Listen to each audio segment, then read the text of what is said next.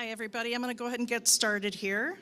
Welcome to the 2025 Rock Island State of the City Address. Thank you for coming. I'm Sarah Hayden. I'm the Community Engagement Manager for the city. And please help yourselves to lunch, of course, while we get the program going. I'd like to introduce our first guest. This is Ian Frink. Ian is co-owner of Crawford Company and the owner of Seaberg Industries, Monoxavant, you'll correct me later, and Monoxavant, thank you, Ian, and owner of the brewery and restaurant Crawford Brew Works. Crawford Heating and Cooling was founded in Rock Island in 1952 by Harvey Crawford, eventually expanding and adding a weld shop and specialty fabrication, among many other services. Ian Frink began his career at Crawford in 2000, eventually rising to management role in 2017. He received the 2024 Regional Champion of Change Award from the Quad Cities Chamber. Ian serves on numerous community boards and is committed to expanding business in the Quad Cities. Please welcome Ian Frink.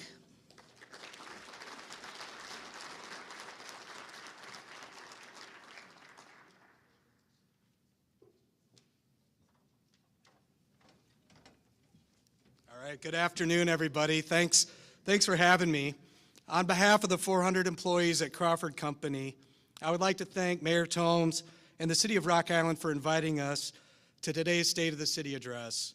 We're proud to be based in Rock Island for 73 years. There's a lot of familiar faces here, and it's certainly good to see everybody again. So many of you have helped build Rock Island's strong foundation in so many different areas. And I'd certainly like to thank the staff from the city, elected officials, public safety, and so many people that are dedicated to making Rock Island what it is. So thank you very much.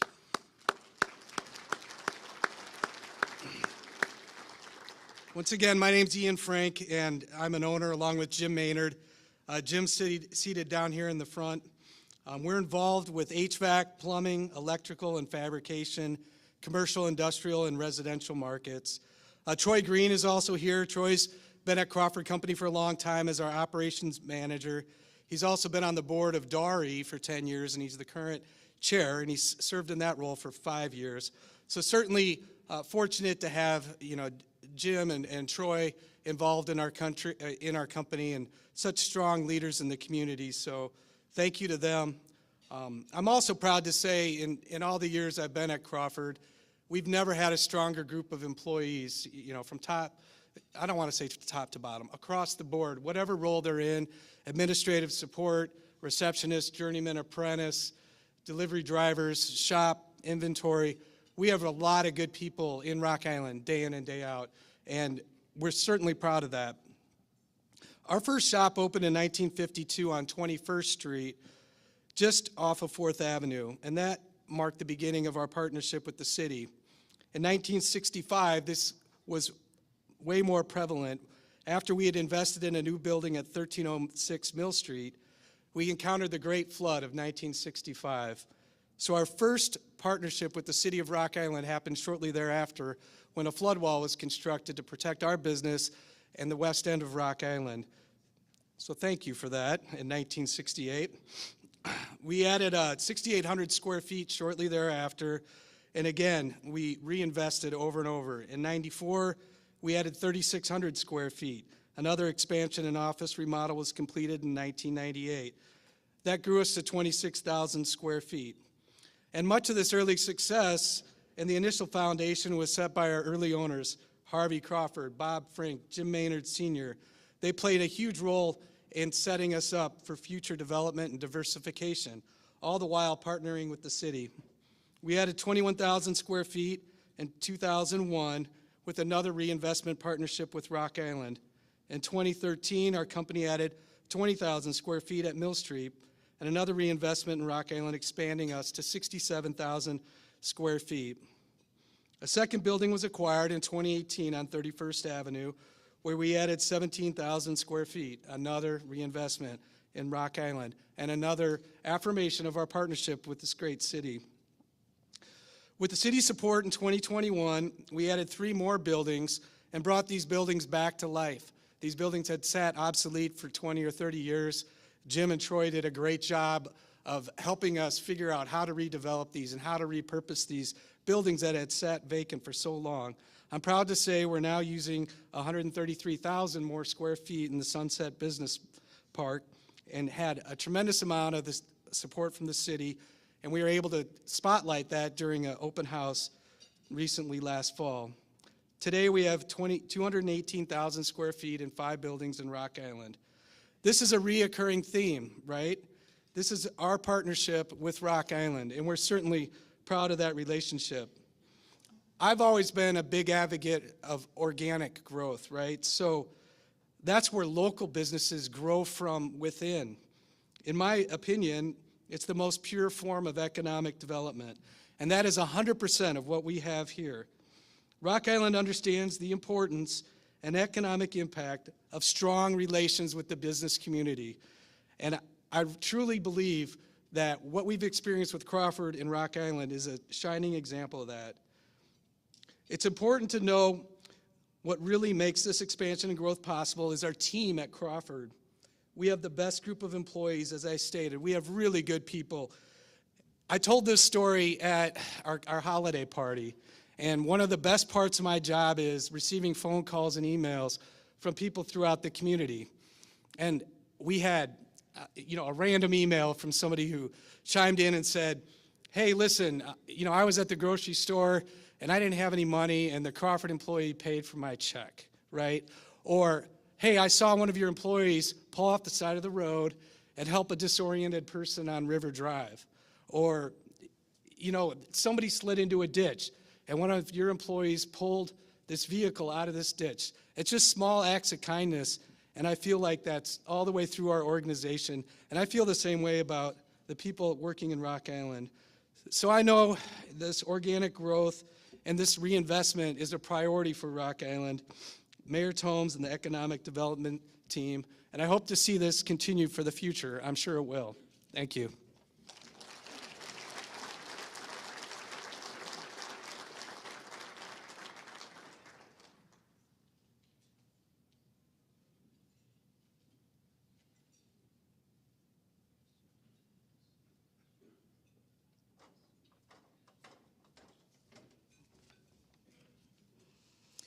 Many of you are probably familiar with our next speaker, John Phillips.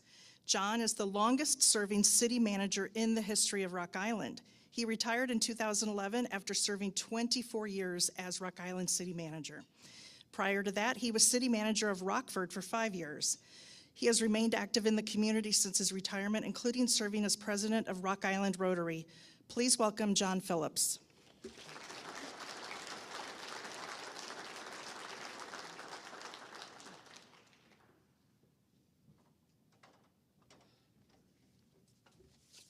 Well, it is great to see so many familiar faces. I don't get out as much as I once did. But it's also wonderful to hear from Ian, and that's a wonderful story from Crawford. I remember the years working with that company, and the growth is really rewarding to see. Yes, I am a Rock Island resident, still a Rock Island resident, and I was working for the city of Rock Island for close to 25 years, and I've been retired for 13 years. But I was retired for 2 or 3 years, and I was out someplace, and somebody came up to me and said, "You look familiar. Didn't you used to be somebody?" So for those mayors and administrators and managers in the room, you got that coming. But anyway, when I was somebody, one thing I really appreciated and recognized was so important was partnerships, the relationships with the nonprofit community, the neighborhoods, all of that kind of stuff, as well as the private sector. And I will say, looking back, it was so important. We had a key group of private sector folks that were so important for their support and their partnership for what we were trying to do. And those are some very challenging times. And Stu Tomes was one of those. It was very important to me. So Stu and Mary were big supporters of the Quad City community and really had a passion for Rock Island. And so that was very, very important and very much appreciated. And so I guess it's not too surprising that the next generation might also share those values of community and support, and certainly Mike has demonstrated that for a lot of years. So really appreciate this, and it's an honor for me to introduce him. He was elected mayor of Rock Island in 2017 and then re-elected to a second term in 2021.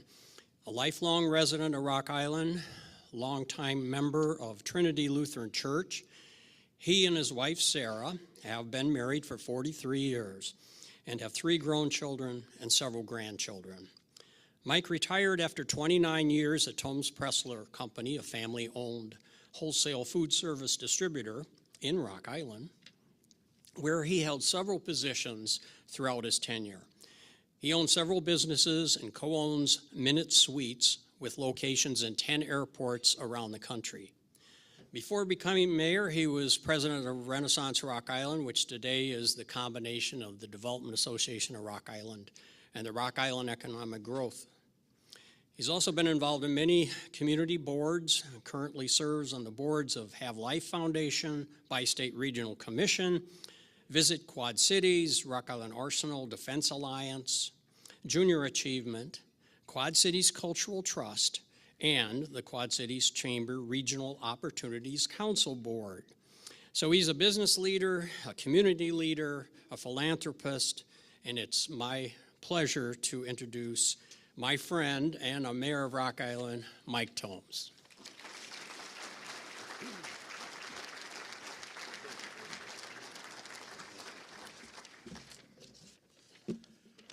Well, good afternoon, everybody. Boy, I tell you, I'm really humbled with this size of crowd. I was nervous to begin with. Now it's a whole other story. But we're going to get through this. So first, I want to, of course, say hello to everyone and welcome to the 2025 Rock Island State of the City Address.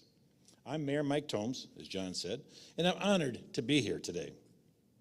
I'm excited to tell everyone about some of the progress the city has made in 2024 and what we can look forward in 2025. But first, I'd like to recognize some of the elected officials and some dignitaries in the audience. So we do have, and I guess I can read them here, but Mayor Bob Gallagher of Bettendorf, East Moline, Reggie Freeman. We do have a former mayor of Davenport, Frank Clips, good friend of mine. And actually, we also have a couple county. We have Scott County Board Chairman John Maxwell, Scott County Supervisor Ken Beck, and then representing State Representative Greg Johnson, L. Peoples, for Greg Johnson, L. Peoples, sorry about that. But then also representing State Senator Halpin is Rachel Lund. So we have a number of city administrator and county administrators in the building also, and thank you for what you guys do. I also would like to recognize our city council. We have a first ward, Moses Robinson, which I don't think he could make it, he had work commitment. Second Ward Alderman Randy Hurt. Third Ward Alderman Randy Tweet. Fourth Ward Alderwoman Jenny Swanson, which also had to work. Fifth Ward Alderman Dylan Parker. Sixth Ward Alderman Mark Poulos. And Seventh Ward Alderman Bill Healy. So thank you for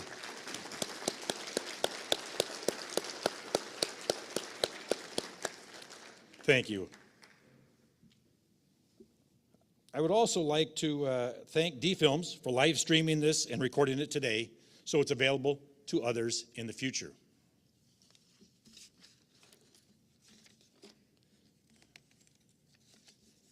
Get the right page here. Actually, before I start this next slide, I got to call out somebody. There are a few dignitaries in the room, as I talked about. But I want to thank them for being here. But I want to call out one, and that's Decker Plain is here. City Administrator of Bettendorf. Now, he usually calls me out in a number of rooms. Usually it's to help raise money, but yeah, to get money, that's right, to get my money. But I want to recognize him. He has just recognized 50 years of employment with the city of Bettendorf. That's a long time.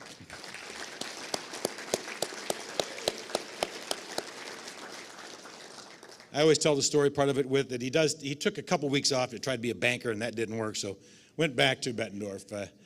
Yeah, let's move on. No, because I want to do one more, is that I talked to your wife, and she says she wants you to keep working because she enjoys being home without you. You know, the other person, and this will I'd like to recognize actually is my wife, Sarah. She was helping me with this speech, I think. She's helping me with this speech. She didn't even know I'm saying this. And and she told me, she goes, you know, you have a tendency to talk too much and too long. So she says, why don't you just say thank you to everybody for all that they've done the last year and do it again next year with a little bit more. And I thought about it and I said, no, I need to say more. So now you got to put up with me for a little while. But with moving on, with that, as you can see on this slide, and as John Phillips talked about, we continue to grow and have a number of partners. You can call it a lot of different things, but I look at it as partners. The Quad City Chamber, and I'll get into it a little later, but some of their involvement with the downtown and other activities. Visit Quad Cities, helping us get grants and build tourism. The Rock Island Arsenal, quick deviate from my speech, is with this one, it's a win-win, and we've all heard the win-wins before. The federal government now can bid out work locally.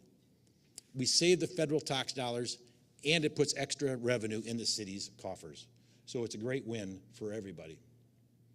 Rock Island Downtown Alliance, a fairly new organization, work very close with. DARI, as John mentioned before, working with development in Rock Island. Augustana, Andrea's here. And boy, I'll tell you, it's been a great relationship since I've been here, and all the different projects we work together on and will continue in the future. Friends of Douglas Park, if you haven't seen Douglas Park lately, drive down there. After the last couple of years, some major differences. Over $1 million of private funds raised in that park with a private-public partnership. Friends of Longview Park, brand new one, is working. They're working on the greenhouse up there at the park and rehabbing that and turning it around. Friends of Hallberg Civic Center, if you haven't been there, great building that they've worked on restoring and making useful. So we want to continue these partnerships. All right, reinvesting in Rock Island. It's kind of our theme today. Ian talked about it, and John talked about it. The city staff and council have worked hard to stretch the tax dollars as far as they can go, even by leveraging it to receive grant dollars from the federal government, the state government, to be able to do larger projects and more projects. The vision has always been to help build a healthy, happy, strong community and a growth in the community. We also need to stay flexible and plan for the future.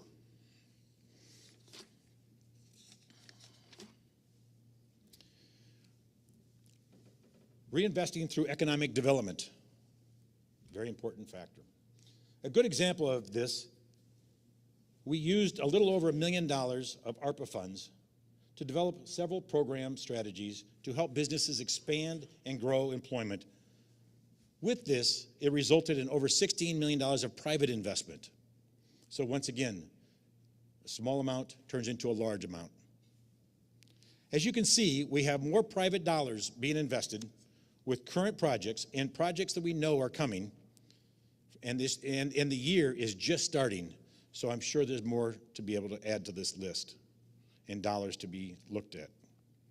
To be prepared for the future, we need to assemble sites, have a strategy, and build relationships with entrepreneurs, real estate brokers, investors, etc. We have a new tool in our toolbox, that's River's Edge. The biggest advantage we have here, we've had the enterprise zone for a number of years, but with River's Edge, this gives us one more tool to be able to utilize historic tax credits. Very important. We have a lot of old buildings. They're expensive to renovate and make feasible to be productive. And so this will be a great tool to be able to use in 2025, along with other advantages that those have, with the be sales tax exemptions, et cetera. So we're looking forward to that and developing those boundaries as we speak.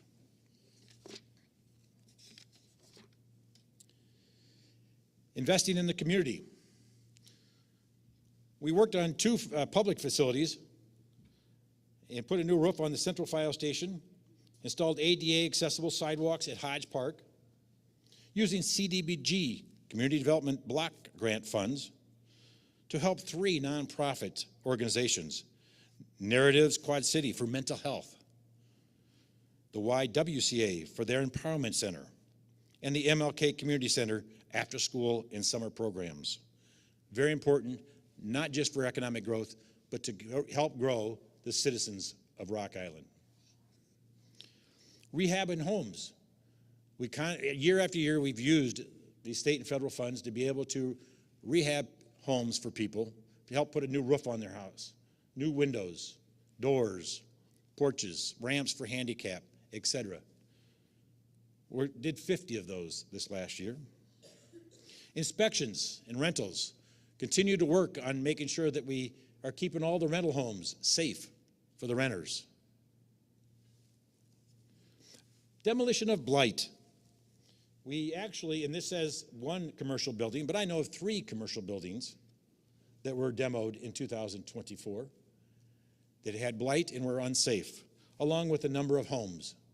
And this helps create a safer neighborhood, increases the value of the neighbor around us, and the curb appeal doesn't hurt either. Investing in historical preservation and housing. City of Rock Island's got some years on it. There's a lot of old homes. We want to continue to help those survive. And so what we've done is there is 3 different historical districts. Downtown and Broadway, and then another part of downtown. But this allows the homeowners to be able to possibly have access to dollars for historic tax credits. It's make sure that these homes are kept in their historic value and look. We want to preserve history the best we can. You can see there's a number of homes that are built between 1918 and 1919 even. The city has created its first ever housing plan and efforts to promote new housing development. We've just actually finished up part of that housing plan that City Council heard the results of, and we're working on that to expand that to the whole city, not just affordable housing. It's going to be for market rate and everything, the whole city, and what that plan should look like. And where do we need to expand? And so that will be completed later this year.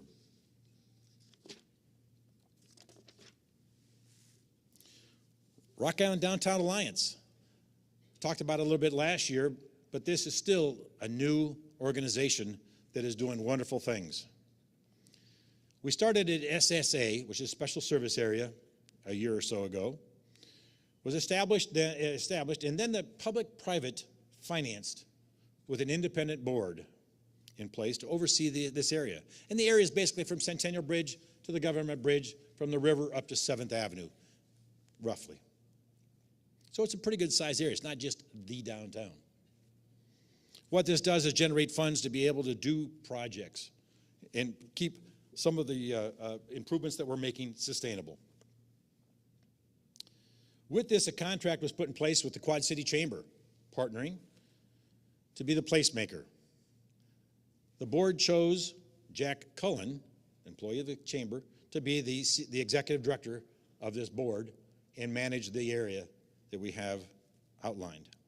They perform a number of services that I'll get into in a minute. But it's a great organization and a positive movement for the downtown area. As you can see, they have a mission statement and trying to work with the special service area to enhance public spaces, encourage private investment, and improve the quality of life downtown. Rebuild downtown. Man, what an exciting project. It's caused some headaches for some people, there's no doubt about it, but it is a major undertaking that the city has taken.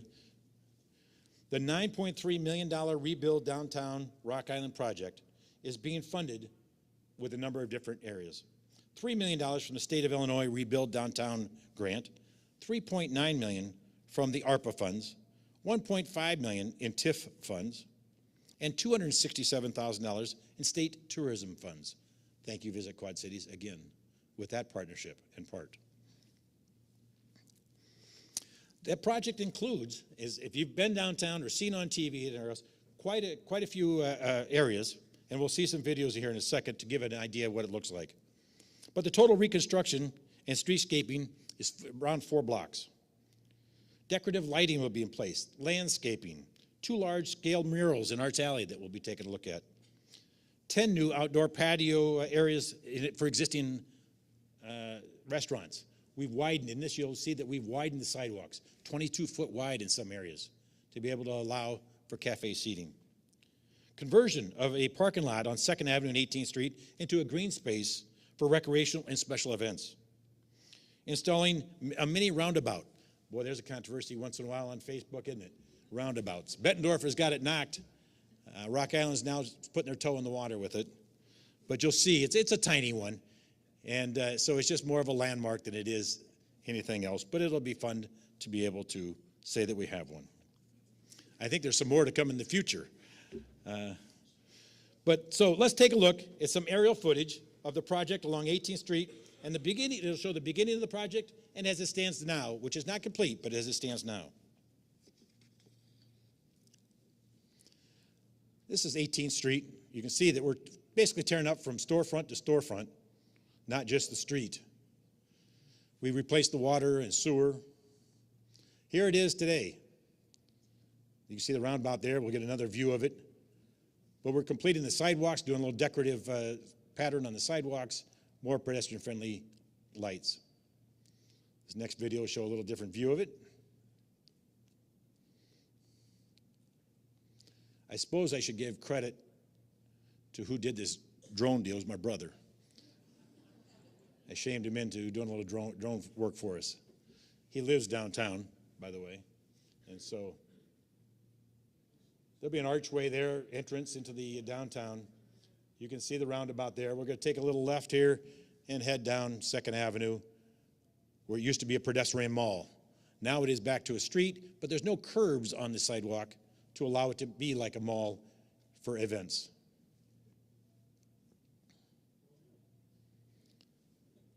So let's do another quick little runaround here.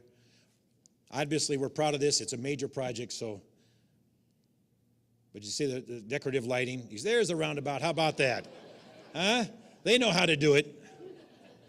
This is no AI. This is real life. The archway will be there, headed towards Tribune Park, where there's a lot of activities.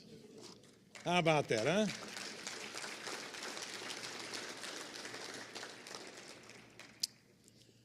Well, then we got a rendering, a new reality, Arts Alley. And once again, John will remember this. There used to be a building here that burnt down. And they actually made it an alley to be able to hook the riverfront to the downtown area. And we've then it's picked up the name of Arts Alley because it's right next to Quad City Arts and there's a lot of activities happening there.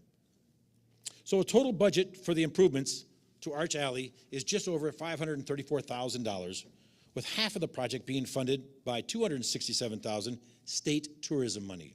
Once again, thank you, Visit Quad Cities. The city is funding the remaining cost with a combination of TIF money and ARPA money. Hundreds of artists from around the country applied to be one of the 2 artists chosen. The list was narrowed down to 10 finalists. After polling the public, voting on it, the 2 artists chosen were Nicole Slag, I'll get this bit, forgive me, I tried practicing it, but Slager of Miami, and Alana Dawn of the Quad Cities, a local artist. So now let's take a look at a time-lapse video of the murals being painted and what it looks like when it's finished.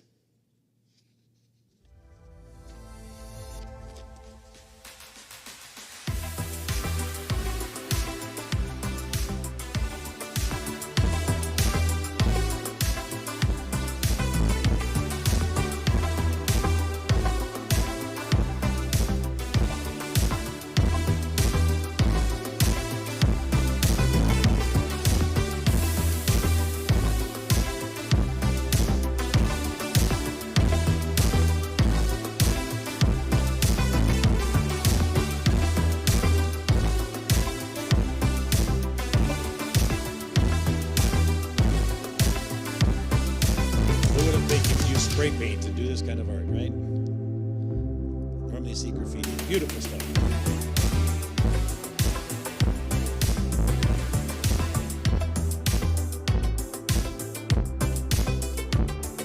Spray paint,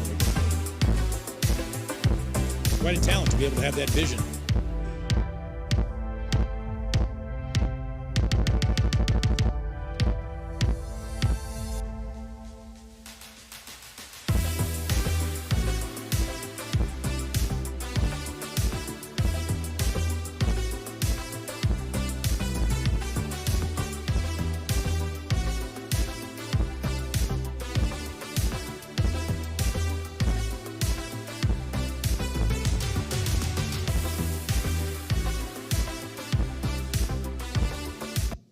As you can see, the collaboration.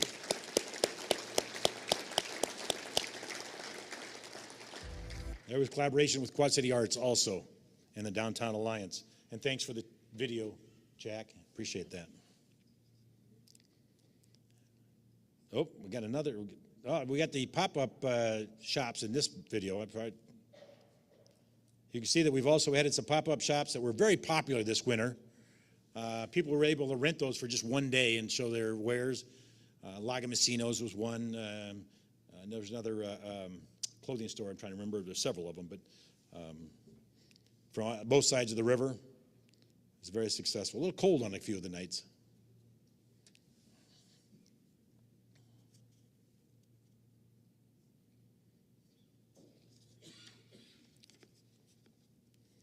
All right. Here is what's going to be the final piece to the downtown project, will be the construction of a Welcome Downtown Rock Island gateway sign across from Streetbar Park at First Avenue and 18th Street. The arch will also mark Rock Island's founding date of 1841. So what a great way to enter the downtown and be able to be welcomed.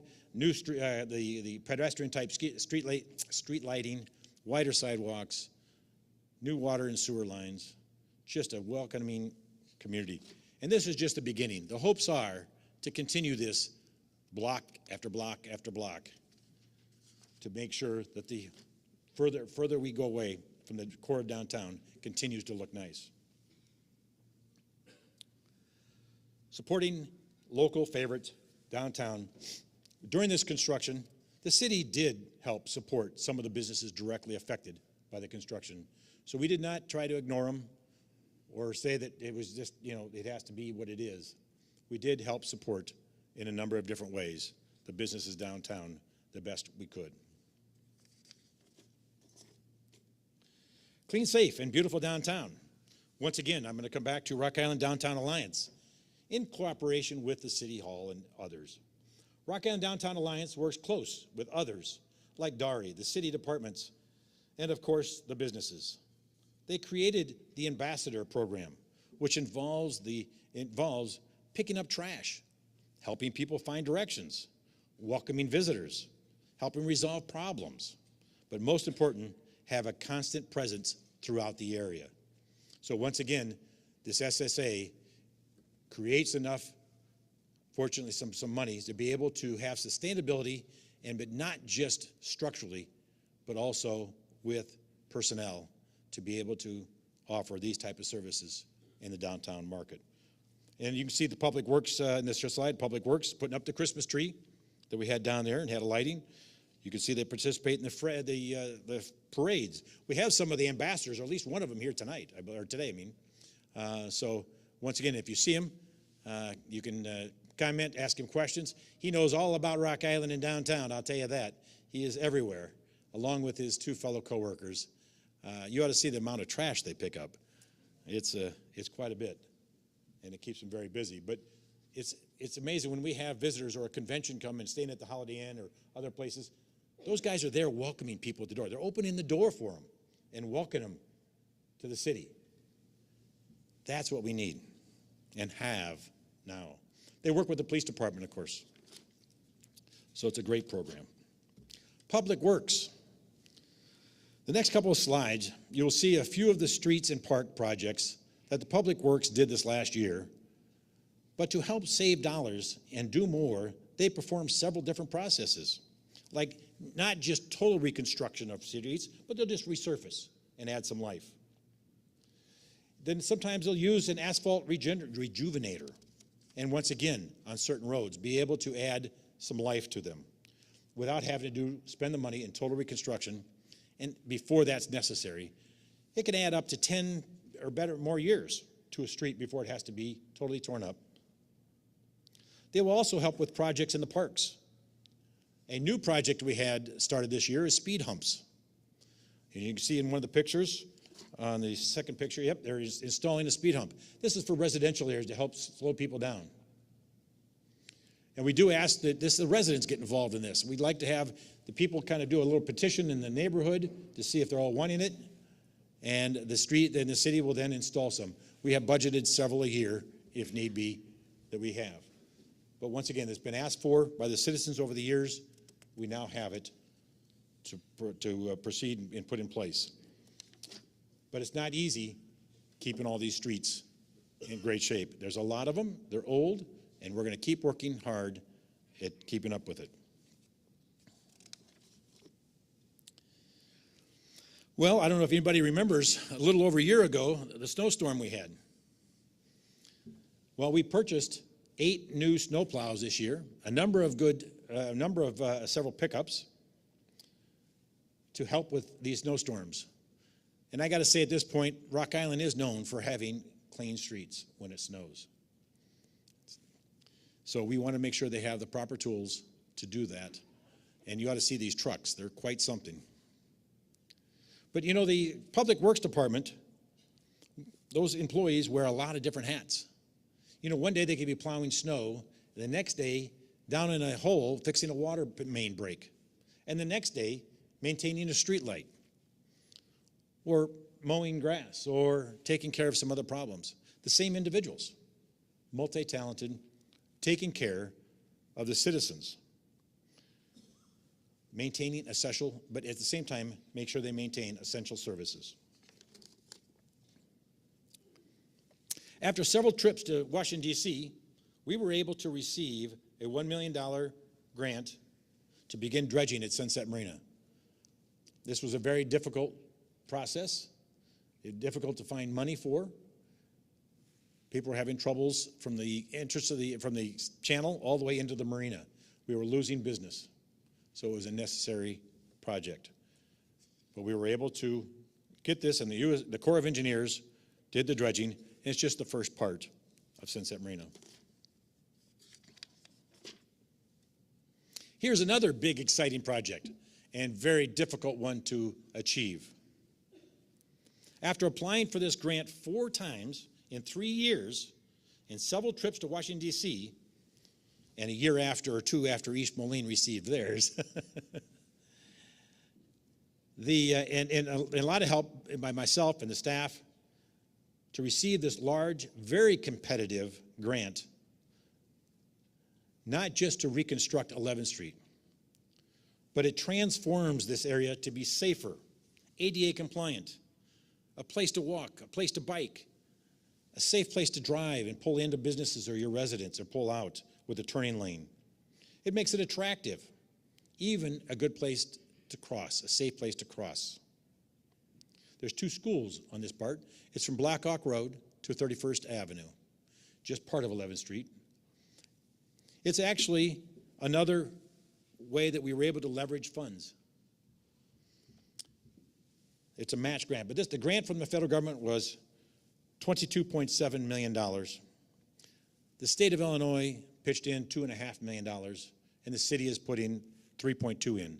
So $3.2 million of city money will let us get a $28+ million project done, putting new sewer lines in, water lines in, wider sidewalks, ADA, better lighting, a street that's safe, and there for a number of years. So this was not a very easy task, and unfortunately this project will take several years to put together. Parks and Recreation. You know, it's amazing what all they can do and filling different spots of the city and making it a fun, entertaining place to be. If you haven't been down to the Thursday night Groove or the Starlight Review both at Schriever Park and Lincoln Park, you're missing something. These are free entertainment venues. They have every Thursday night a free movie down at, or acts down at Schriever Park, Lincoln Park. Janice's Guild puts on presentations up there at Lincoln Park in conjunction with the park board. But they continue to offer, bring entertainment in and offer a place for people to enjoy their family in the river throughout the year. We also rent the places out. We rented quite a few of them, as you can see, to try to generate revenue.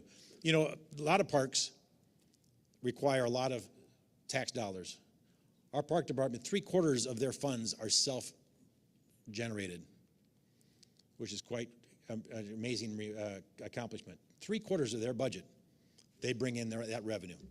So it does not cost the taxpayers as much, and be able to offer a lot of these great venues and opportunities. Of course, we have two great public golf courses. We'll talk about that in a minute. And then Red, White, and Boom down there to show. So what I'd like to do is show another video of a night video, a Rock Island at night video in the Red, White, and Boom.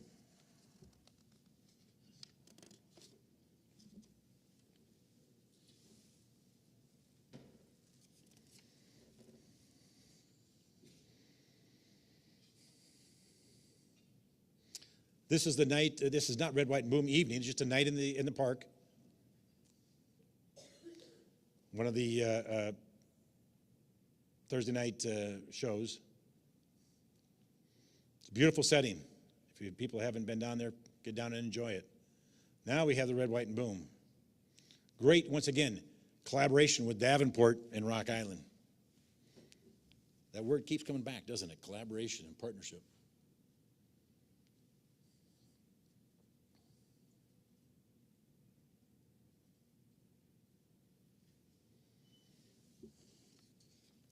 This Red, White, and Boom, if people remember, unfortunately due to flooding, it was delayed this year. Still had a great turnout, but this year it was delayed.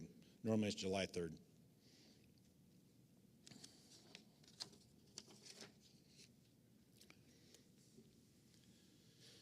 Okay, staying with the Parks and Rec, we have Whitewater Junction. They serve and help families be healthy, learn, and have fun. As you can see, over 40,000 visitor swimmers. But it's not just that. They get creative and have adult night, swim nights, family fun parties. You can rent it. It's a great place to go and enjoy your family and fun in the Quad Cities. Okay, golf courses. This is talking about Sauckie Golf Course, but let me just back up a year. We just replaced the golf clubhouse at Highland Springs and added a classroom to that one for First Tee, helping kids learn how to golf, learn the etiquette of golf. And there's one in Bettendorf and throughout the Quad Cities. Once again, closing that loop around the Quad Cities. But this one, we got a $900,000 grant for the construction of Sauckie Golf Course Clubhouse, which is under construction as we speak. We have, I think it was 60,000 rounds of golf played on the two courses, which is quite a bit of golf to be able to enjoy. They're beautiful courses. One's a little more difficult than the other, but if you get a chance, go out and enjoy it and see what's happening. American Rescue Plan Acts Fund, ARPA. The city received $26.5 million of ARPA funds several years ago.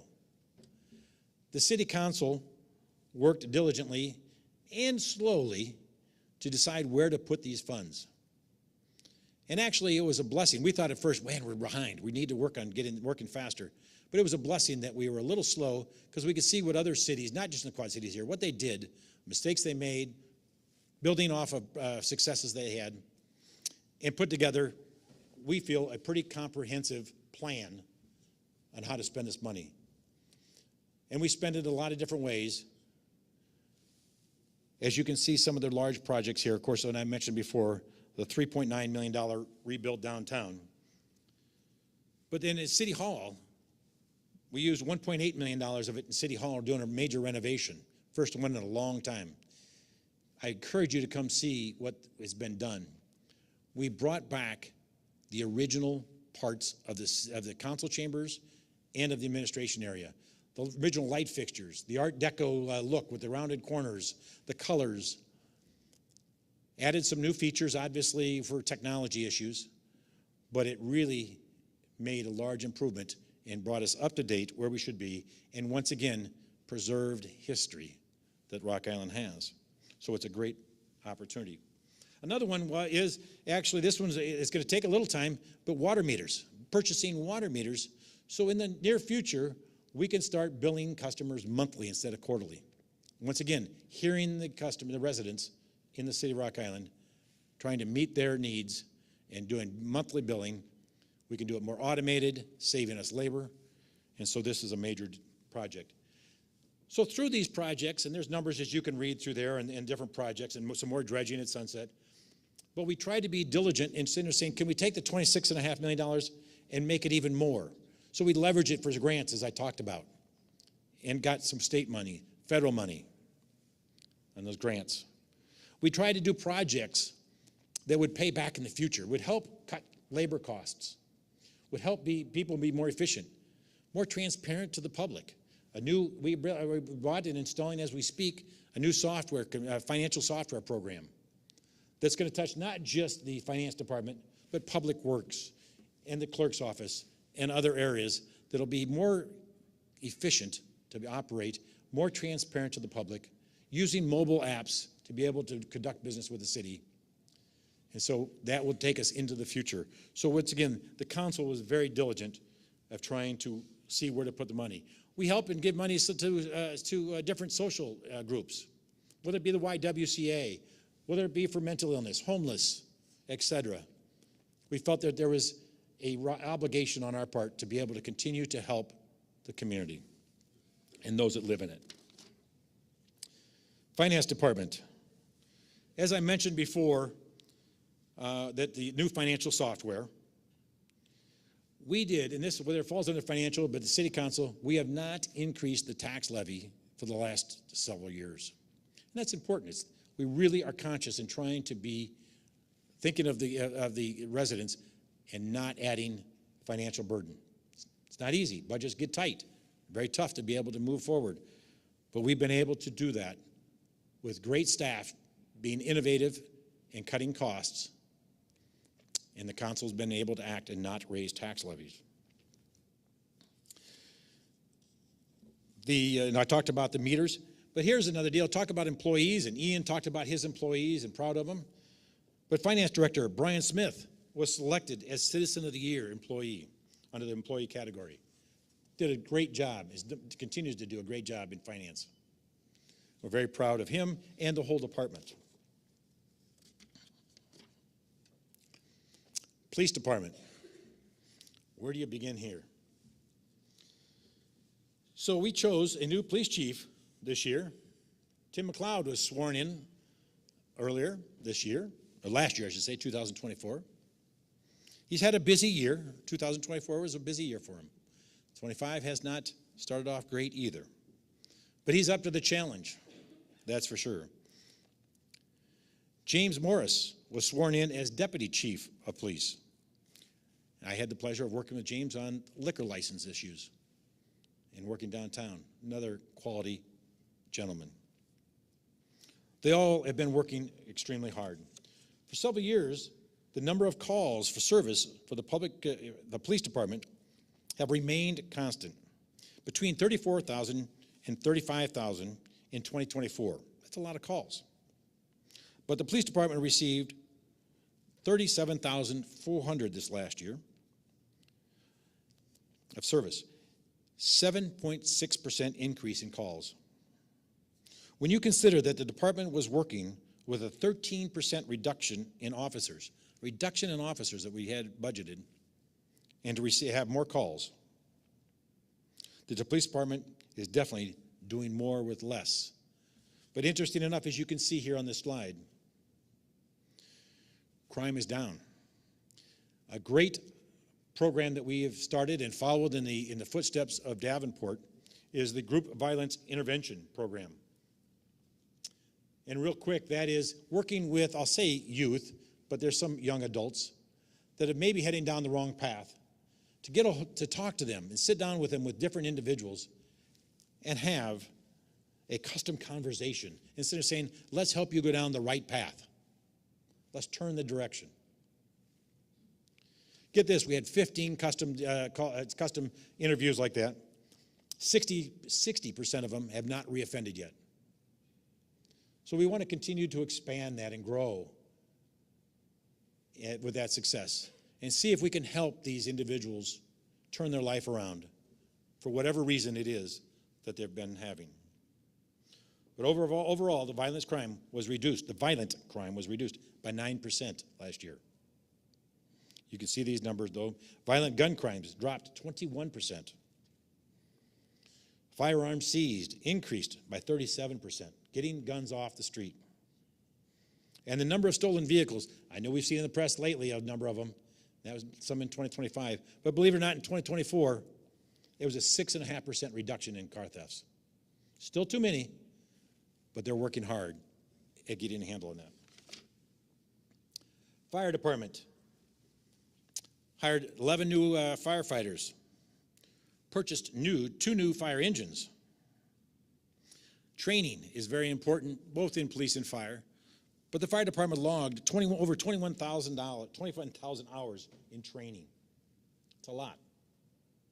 Added 2 new ambulances, or not added, but replaced 2 new ambulances. And you can see here the number of calls, and those keep increasing, the emergency medical calls increasing dramatically. We're there to help people when they need it. I got to do another shout out. Lieutenant Dave Wolf received the Firefighter of the Year award from the Knights of Columbus and the Community Caring Conference. Once again, recognizing our great employees. Now, let's watch a video for the recruitment of firefighters. In an effort to, in the best and brightest in the city, the fire department hired Tag Communications, or D-Films if you want to call it that, a few months ago to create and recruit a recruitment video. You'll see the video features our very own firefighters with a local company, Rock Island Company. If you enjoy coming to work and having fun, helping the community, it's definitely worth it. I do this kind of work because I like making a difference in someone's day. And then when someone is having the worst day of their life, I'd like to be there for them. Just the camaraderie that we built and the team that we've kind of built, I think it's just a good place to make long-lasting friends. At Rock Island, we have great benefits. We have a good working relationship with the city of Rock Island. Our pension benefits are great. We have really good health care insurance. Working at the Rock Island Fire Department makes me feel proud. I think it's a great job to have.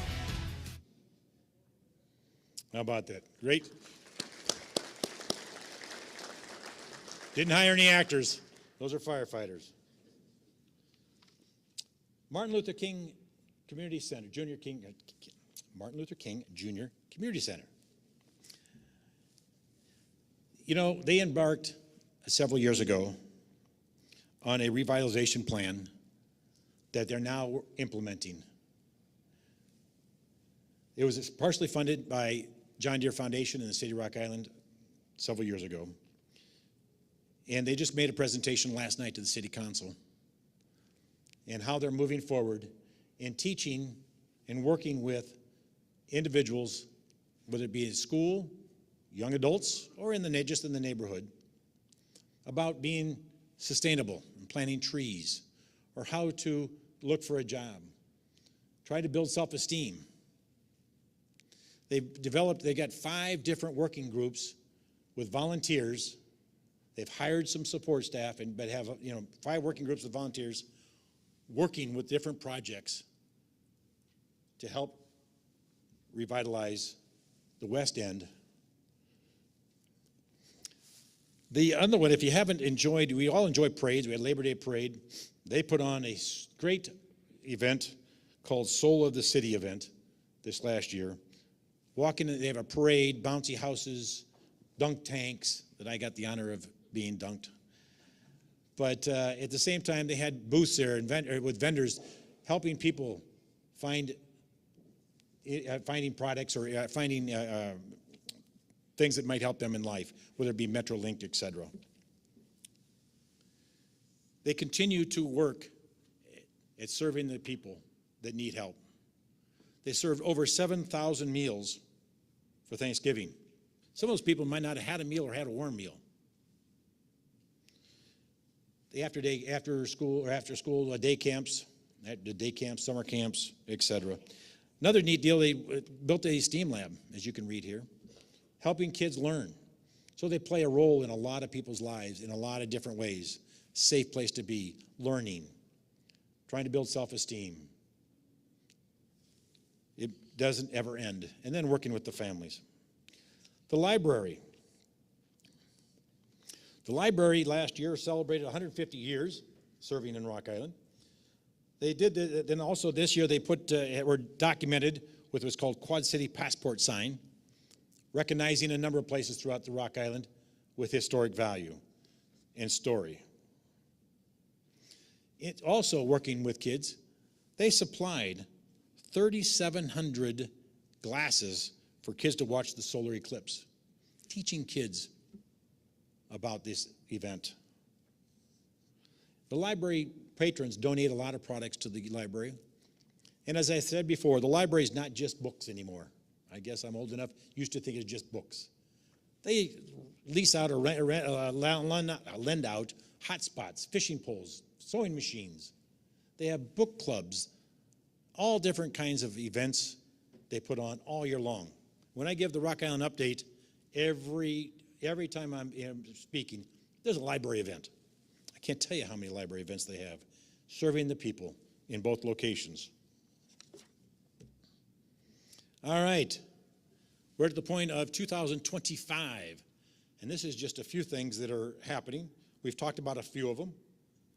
The new $40 million federal, call it courthouse, but there'll be 7 different federal agencies in this building. What's nice about this, it's on the property tax rolls. It's privately held, leased to the federal government, so it'll pay property taxes. Another new revenue for the city of Rock Island. A lot of good paying jobs downtown visiting businesses. Of course, I talked about the rebuild downtown. Reconstruction, this one I haven't talked about, is First Avenue along Streaver Park is going to have a road diet and reconstructed this next year. Just like you saw on 11th Street, the center lane will be turned. There'll be a bike path along there. It'll be safe for walking, easier to cross and access Streaver Park. And so that is coming in 2025. Road repairs, we actually implemented a maintenance street fee that will generate $1.5 million or maybe more additional funds that we can put into street repair. As I mentioned before, we need all we can get in that area, and we're going to work very hard at doing more streets than we've ever done. MLK Center is going to be recognized for its 50th anniversary come March. More work down at Sunset Marina, dredging, docks, electrical work. Here's another one we just voted on last night, City Council. Nature's Treatment Cannabis Dispensary. Great add to the city of Rock Island. Revenue-wise, beautiful building they're going to build, along with a truck stop to bring more visitors, people to stay here. It's going to be right across from this casino in a land that was donated by Riverstone to the city of Rock Island. So look forward to that in 2025. Not just the dispensary being there, but it's new revenue. It brings people from out of town, stops people on the highway. Gas sales, diesel sales, another big advantage for this end of town. It's at this point looking to be an over $12 million project. And so we're looking forward to that. There's many others that we've talked about or that we've got in the works. The year's just beginning, and so we look forward to a great, prosperous 2025. With that, I would like to say thank you for coming. Appreciate everybody being here, listening to me, and let's have a safe day and week. Thank you.